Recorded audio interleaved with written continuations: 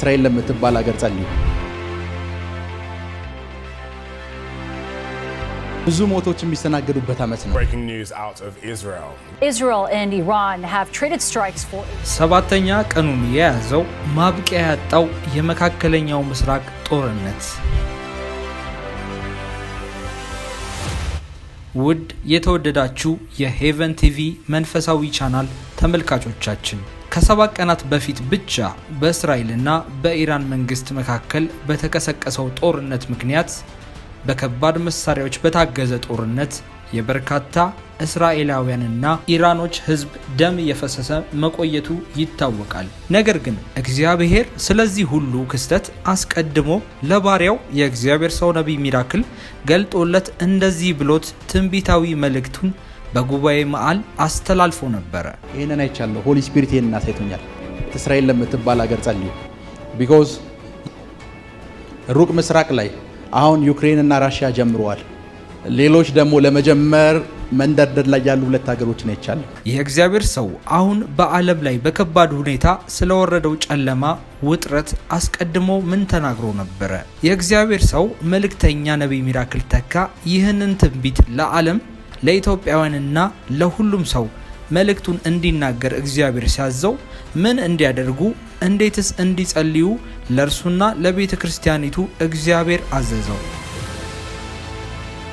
ይህ አሁን የምትመለከቱት ቪዲዮ 2023 ጃንዋሪ 1 ቀን የፈረንጆቹ አዲስ ዓመትን በቤተ ክርስቲያናችን እያከበርን በነበረበት ሰዓት የእግዚአብሔር ሰው ነቢይ ሚራክል ተካ ለሁላችንም ያስተላለፈው ትንቢታዊ መልእክት ነው። መልእክቱን አይተን እንመለስ። ይሄንን አይቻለሁ። ሆሊ ስፒሪት ይሄንን አሳይቶኛል። ቢኮዝ ሩቅ ምስራቅ ላይ አሁን ዩክሬን እና ራሽያ ጀምረዋል። ሌሎች ደግሞ ለመጀመር መንደርደር ላይ ያሉ ሁለት ሀገሮች ነው ይቻላል። ሩቅ ምስራቅ ለሚባለው ኤሪያ መጸለይ ጀምሩ። ብዙ ሞቶች የሚስተናገዱበት ዓመት ነው። እስራኤል ለምትባል ሀገር ጸልዩ።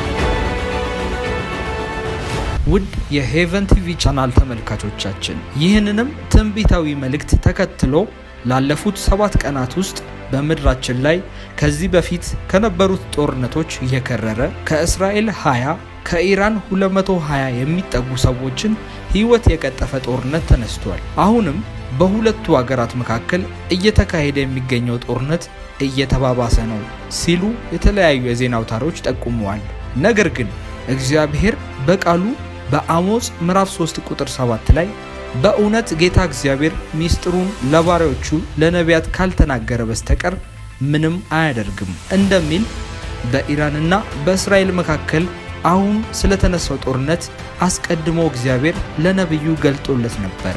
አሁንም ነብዩ ሁሉም የሰው ዘር የተባለው ሁሉ ነፍስ እንዳይጠፋ እግዚአብሔር ጣልቃ ይገባ ዘንድ ሰላምም በዓለም ዙሪያ ሰፍኖ የጨለመው ጥፋት ሐሳብ ይፈርስበት ዘንድ ሁላችንም በያለንበት እንድንጸልይ እንድንማልድ ያሳስበናል።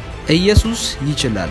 ሄቨን ቲቪ 2017 ሰኔ 12 ሐሙስ ቀን። ስለተከታተላችሁን እናመሰግናለን።